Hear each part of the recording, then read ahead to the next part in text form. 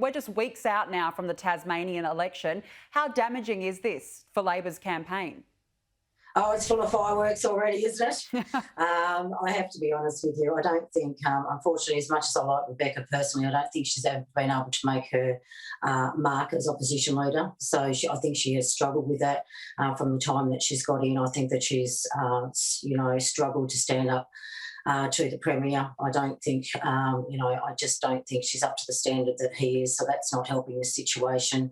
They are struggling with their talent pool to pull together. They were terribly caught off guard. I think we're all quite amazed that the Premier pulled this early. And I don't know whether that'll be held against him either, because we're pretty set in our ways down here. We expect an election done every 4 years. So I'm not sure how that's going to play out against the Premier. Look, I know that the Labor president has been Labor for a very, very long time. He's been excessively loyal. He made a mistake 6 years ago. He apologised for it back then. I think to get a high-profile candidate from Kingston itself and drop him, I don't think that was the right way to go.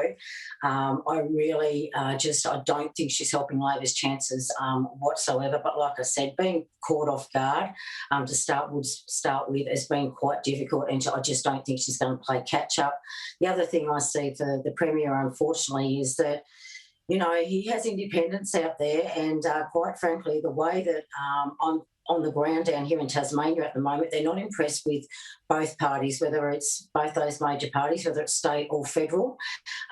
We have some candidates out there being Christy Johnson, obviously Suhiki's going to have a run. We have Craig Garland out over here on the northwest coast, so he may end up with a hung parliament again, which is going to make him look a little bit silly if he doesn't get full control of it.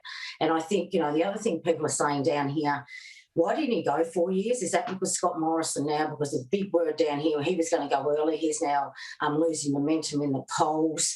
Does he want Tasmania? Is a push being put on the Premier out there to call an early election? Was this because of Suhiki? So there are a lot of unanswered questions actually going on down here in Tasmania. We do know that if the PM goes all the way, you're looking at April, May. So we do know that South Australia, their elections are set every 4 years. So this could be a really interesting 3.5 weeks. Well, it certainly will be. And as you said, fireworks already this early in the campaign. Let's move on now to the vaccine rollout, but particularly the news overnight that there is a possible link between the AstraZeneca vaccine and blood clots. Now, the medicines regulator says it's rare, but do you think that it diminishes confidence in the jab?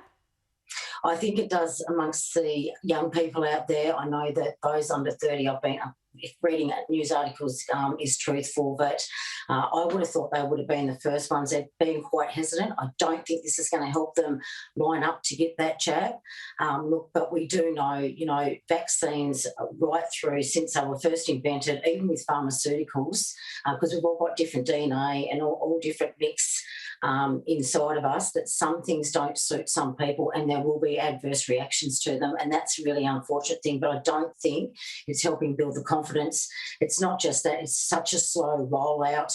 I was down the West Coast the other day. They had to put their vaccinations off the small amount that they did have because they didn't have an oxygen tank and they didn't have a spare bed, and they're fighting with Tasmanian Health to get that down there. I mean, so it's not just what's happening on the federal level, it's also what's certainly happening down here in the state of Tasmania, and it's certainly not building any confidence. Well, when we talk about vaccine supply, a number of states have already said that they're holding back, they're not administering the vaccines because they don't know when they're going to be arriving. Do you think that that's a good tactic? Should the states be holding back?